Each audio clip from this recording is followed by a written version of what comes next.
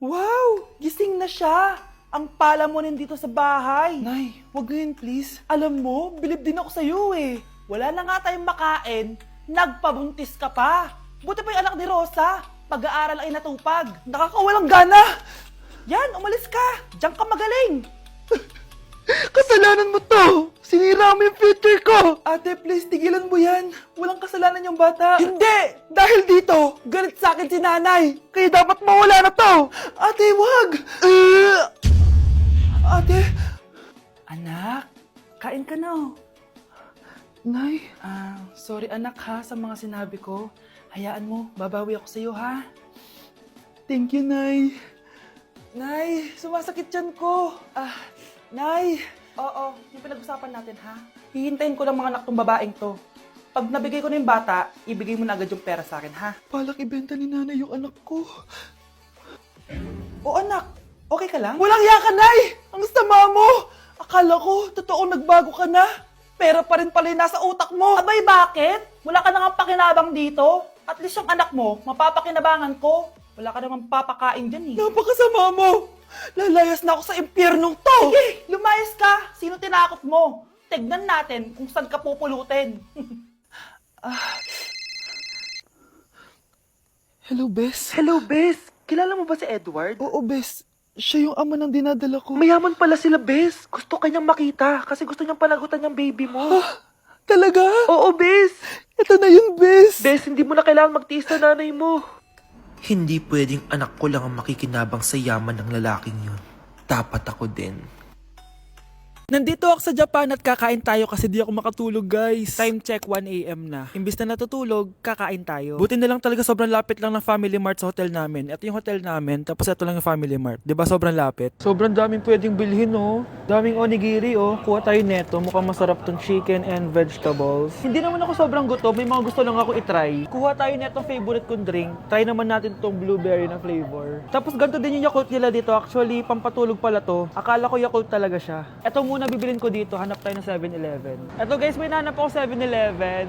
Parang masarap to oh. Mukha siya lasagna. Tikman natin. Dito na lang natin siya kainin sa labas. Parang fantasy din kumain dito sa kalsada nila. Sobrang safe dito sa Japan, promise. Unahin na natin tong sushi.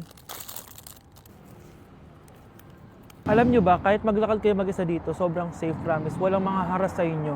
Walang kriminal, ganyan. Kaya ang sarap maglakad sa labas kasi alam mong safe ka, di ba? Tapos, sobrang babait pa ng mga Japanese. Swear. Pero sabi naman ng ibang Japanese, parang mas lang nila yon, pero ang totoo, ginajudge ka nila.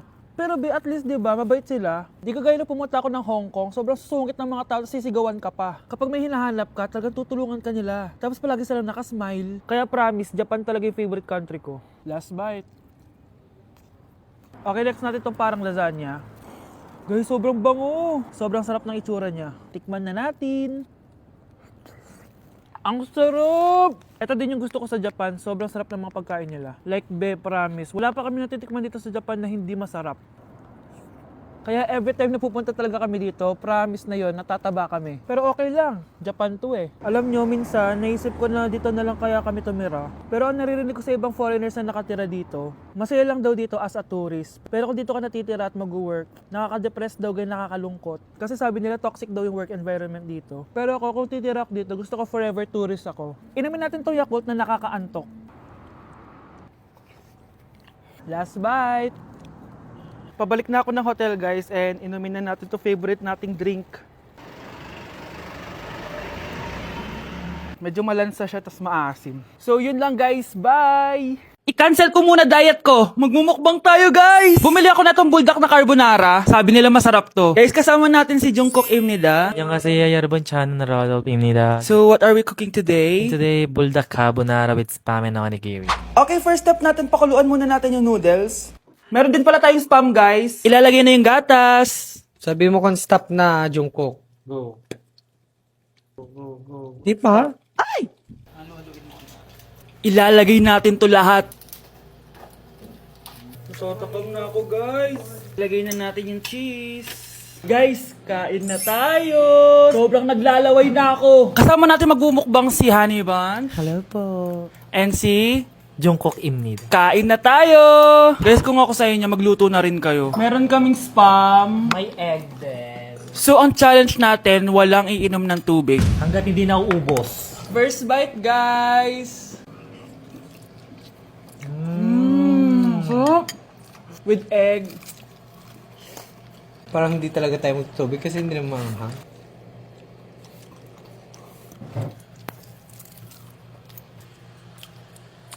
ASMR.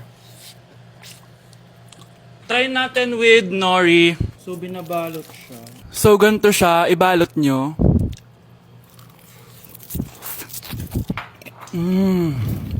Sarap nito.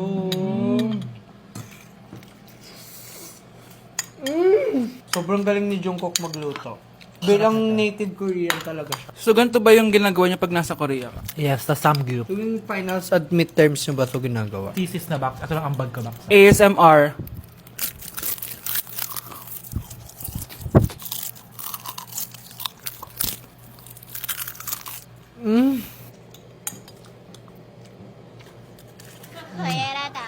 Grabe, hindi halatang gutom na gutom kami, oh. Walang nasayang na pagkain. So, i-rate ko siya ng 10 out of 10 dahil sobrang sarap niya.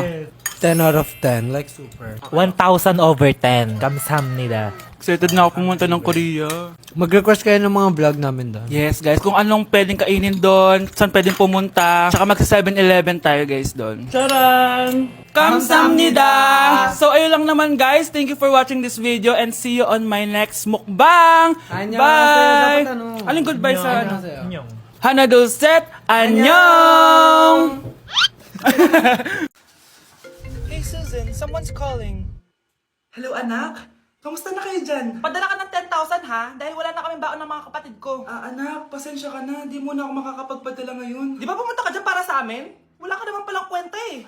Sige anak, gagawin ko ng paraan, ha? Di na muna siguro ako bibili ng gamot para may maipadala ako. Ako? Wala na akong nanay, di ba? Sino yung tumatawag, te? Di ba nasa ibang bansa yung nanay niya? Ano naman gusto mo? Hello, anak. Buti naman sinagot mo na.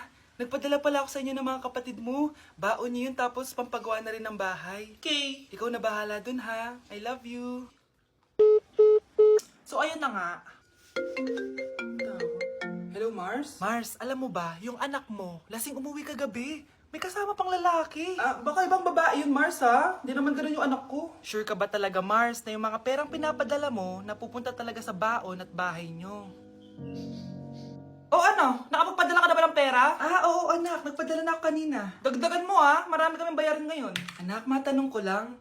Saan mo ginagastos yung mga pinapadala ko? Babe, ano ba? Oh, babe, shot ka pa.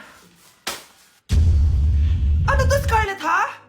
Dito lang ba napupunta yung mga pinapadala ko sa'yo, ha? Mga alak at vape na yan? Ba't umuwi ka pa? Nagpakahirap ako sa ibang bansa. Para sa inyo ng mga kapatid mo.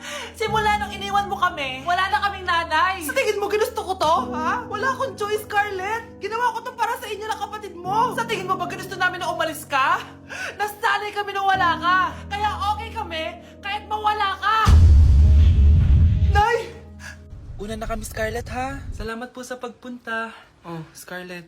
Pinapabigay yan ng nanay mo bago siya mamatay. Ang laki nito, tita. Inipon ng nanay mo yan para sa inyo ng mga kapatid mo. Sana gamitin mo ng maayos. Kahit wala ka na, hindi mo pa rin kami pinapabayaan. Salamat, Nay. Sana yan ang makakapagpabago sa'yo, anak. Balang araw, babalikan din kita. Delivery po. Anong delivery? Parang wala naman ako in-order, kuya. Nakasulat po dito, Susan. Kayo po ba yun, ma'am? Oo.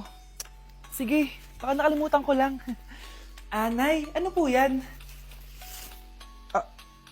Cellphone? Di ba mahal to? Opo, Nay. Paano ka nakabili niyan? Siguro nanalo ng raffle si nanay. Nay? Oo, anak. Bakit? Nabalitaan niyo na ba, Nay? Uso yung mga scammer ngayon. Totoo ba?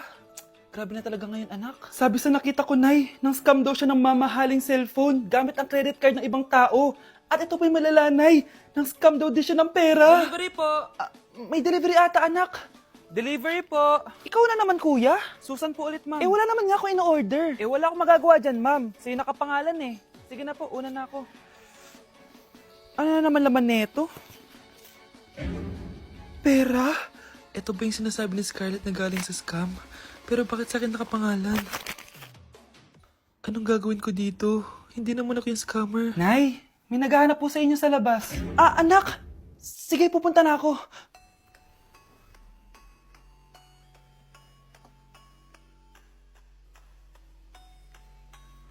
Ah, hello po. Ano pong kailangan nila? Kayo po ba si Susan, ma'am? May natanggap po kasi akong report na kayo daw po nangi-scam.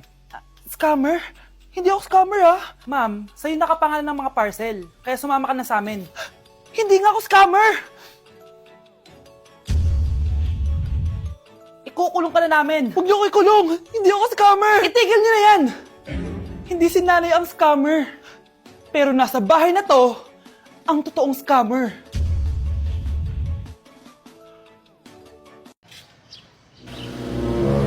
Sino yun?